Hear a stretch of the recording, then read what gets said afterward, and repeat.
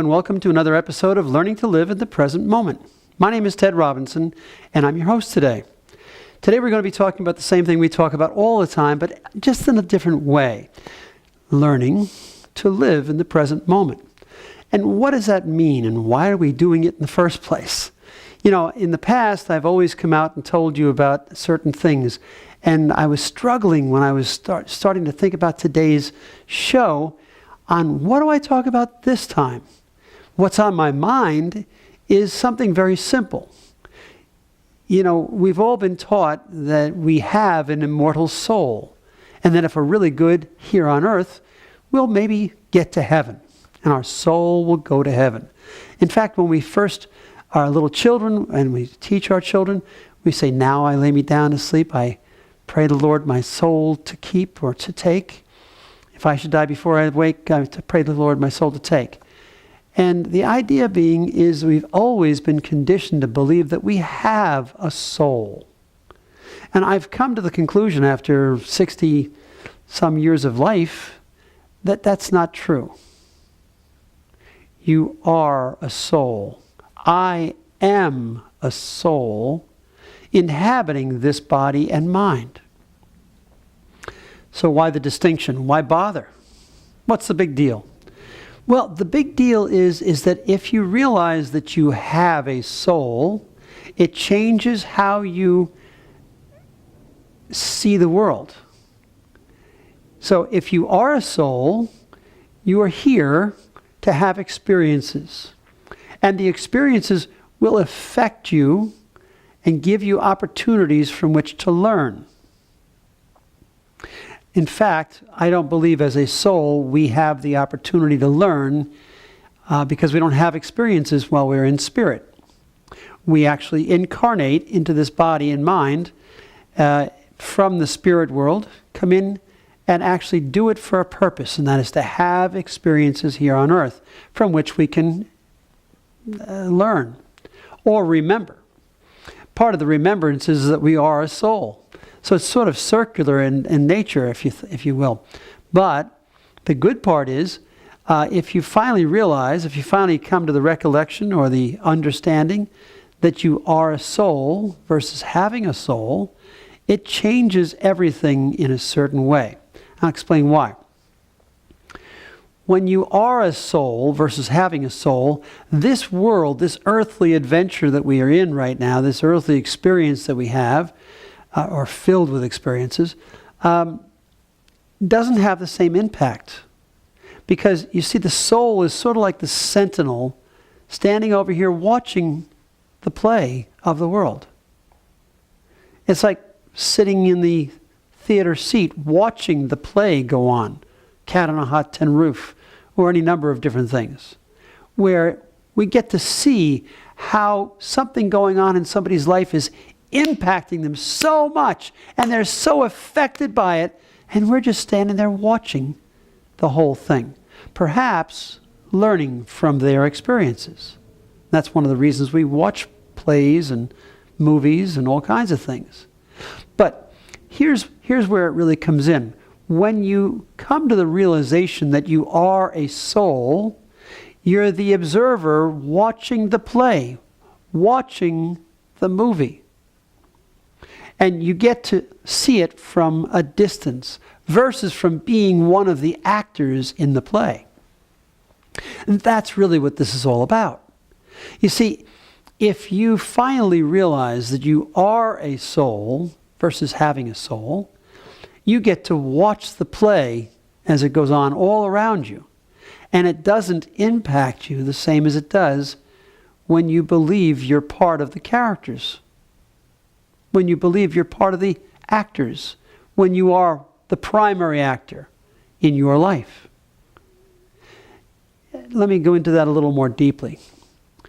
If something happens in your life and you truly believe that it's you that's happening to, you're going to respond, right? You're going to be angry, you're going to be hurt, you're going to be happy, you're going to be sad, you're going to be nervous, you're going to be regretful, you're going to be grateful. You're going to be greedy. You're going to be any number of different things.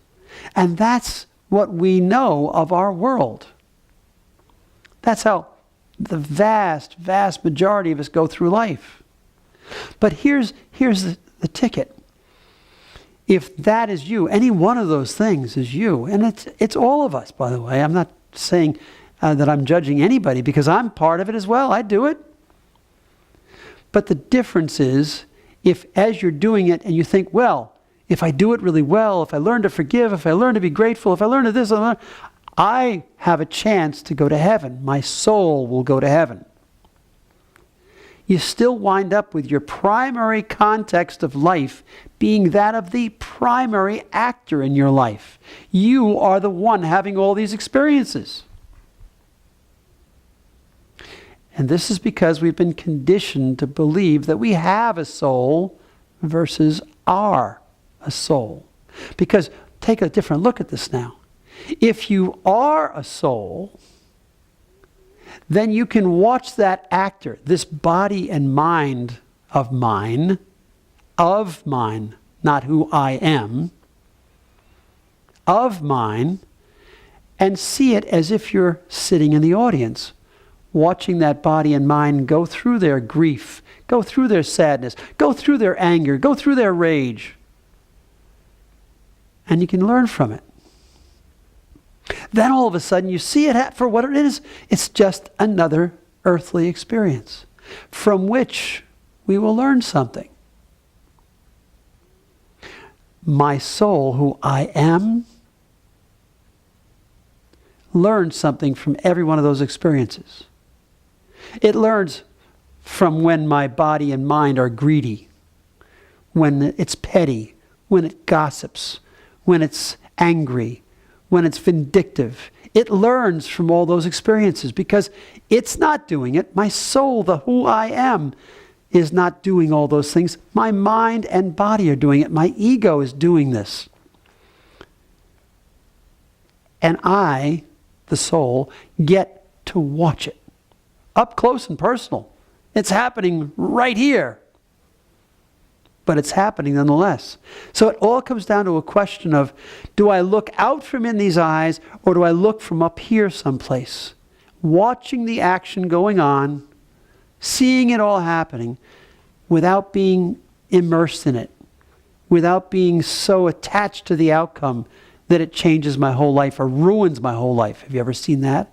When my mother went through a divorce, it took her 6 years just to go through the divorce. And she was never the same afterwards. Never.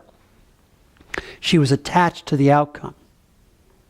Did her soul learn from that? Absolutely. It learned, I never want to do that again, ever. Now, will it learn from that in the next lifetime, if there is one? You betcha. And if it doesn't, it'll do it all over again, the same exact way, only 8 years to go through it next time. And then she'll never get over it again. Until eventually, the lesson will be learned. The insight will be gained. And the soul will say, it doesn't feel right to me. Let's see how fast we can get this divorce over. Then you see change in the soul level. That's when you start to realize who you really are is a soul observing this comedy of errors, this drama that we go through, this sorrow that we go through, and all the other things that we go through because we're so attached to the outcome of them. The soul is quietly immortal, watching, observing, being, just being here the whole time. Whereas our ego is doing all of its things in life. I've got to do this, I got to do that. I have to strive, I have to this. I have to get it right. Not really. All these things change when you are a soul and you know it. I'll be right back. Don't go away.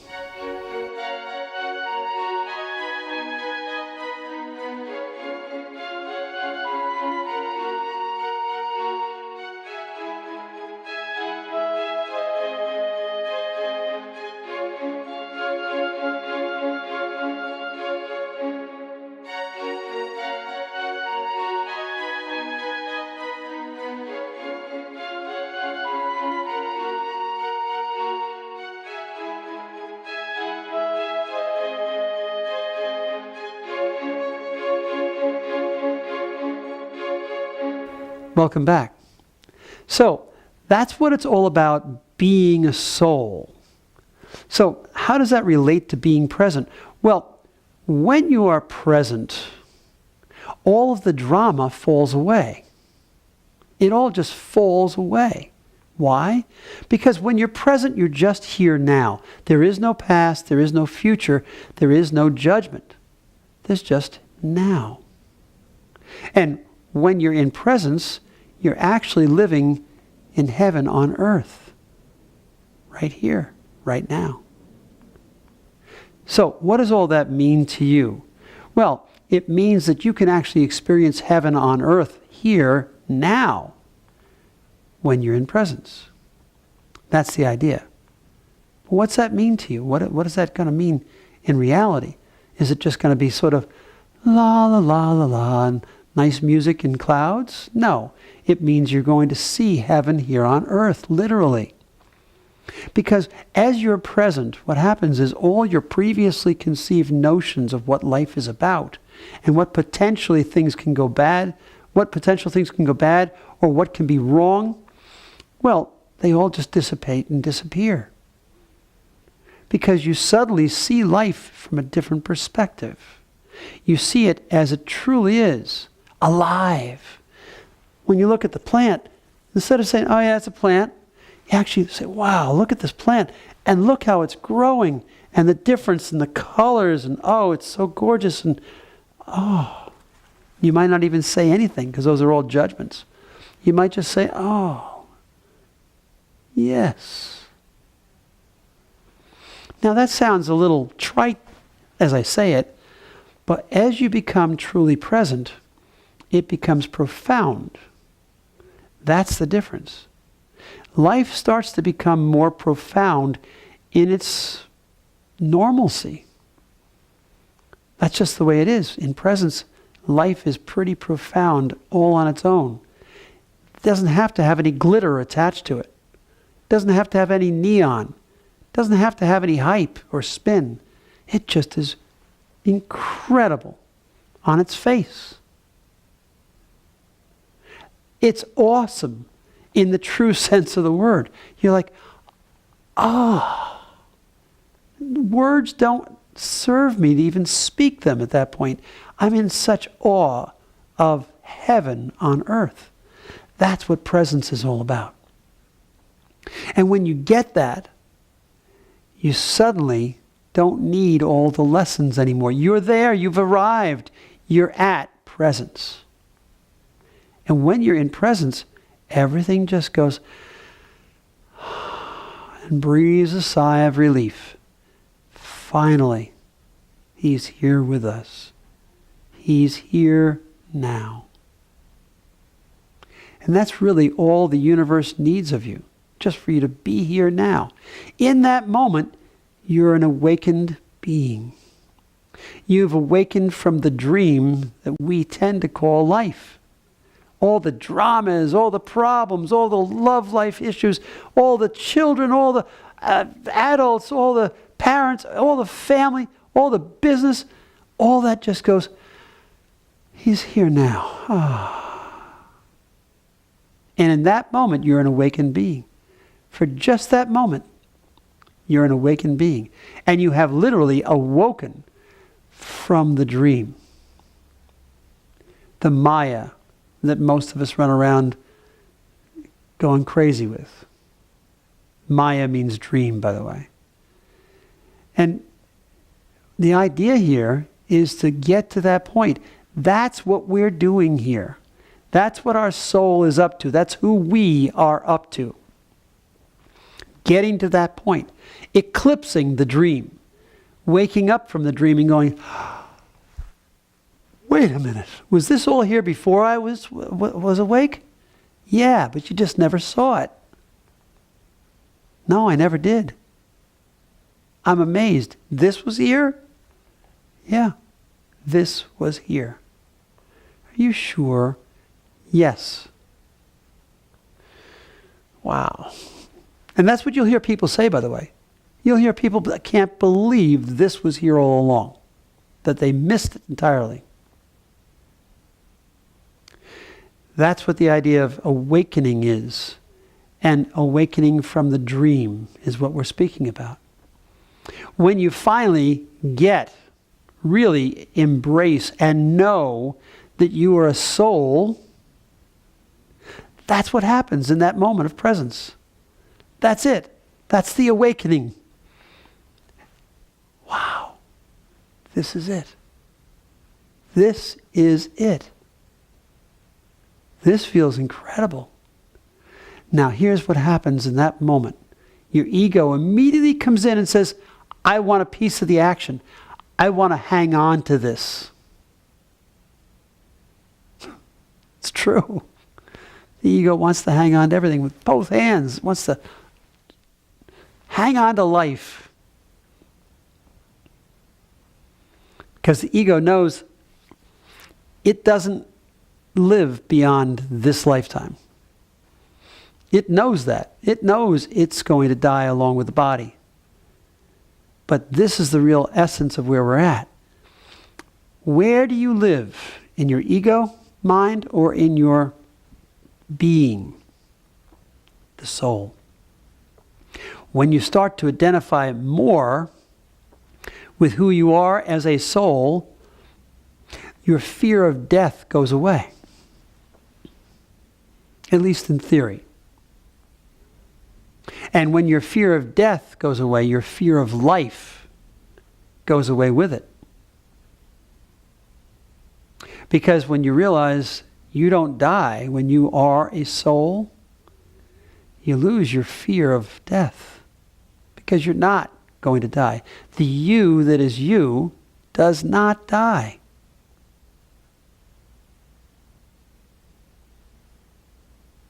That's really powerful when you think about it. The you that you are, the true you, never dies. You are the immortal soul you've been told about all these years. You are it. It's not that you have a soul, you are a soul. And in that moment that you accept and adopt that understanding and realization, you can awaken in the present moment. Because there's no more attachment to life. There's no more attachment to the outcome of things. Remember, all fears, no matter how small, ultimately arrive at fear of death. Because fear comes from the ego mind, from the small left brain. It always comes from fear of loss, fear of being embarrassed, fear of this, fear of that. But ultimately, if you follow it down, the whole progression, well, if that happened, then what would you be afraid of? Well, then I'd be afraid of this. And if that happened, what would I be afraid of? I'd be afraid of that. And if that happened, I'd be afraid of that. And ultimately, you get to, I'm afraid I would die. So when you finally let go of that fear, because you know you are a soul already that doesn't die, you can live a fearless life, a courageous life. You can step into any situation. I don't mean step in front of a bus or start taking up rock climbing necessarily. But your fear of life dissipates. It goes away because there's nothing to fear. I am an immortal soul.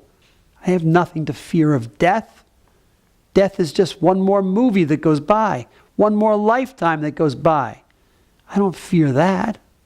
Why would I? Is starting to make some sense here? In that moment, you then realize that I am a soul. I am here now.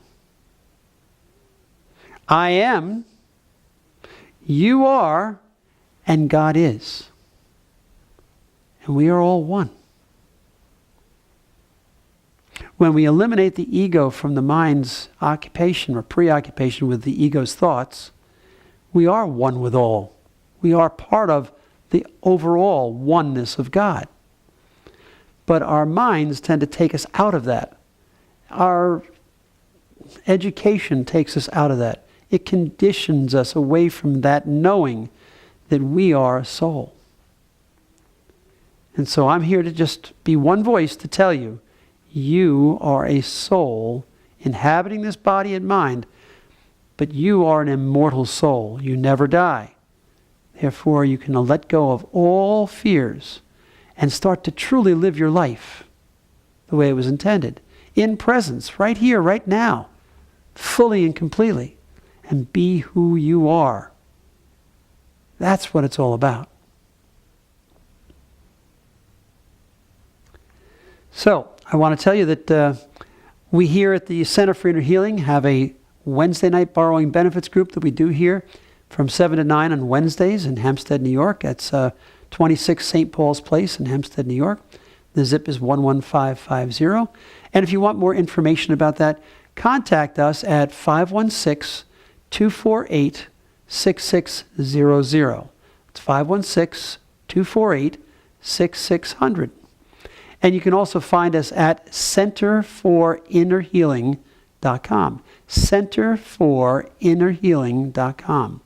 And you'll find out all about our events and everything else that's going on here. Now, one of the things I want to also tell you about is we use emotional freedom technique when we work with people here at our group.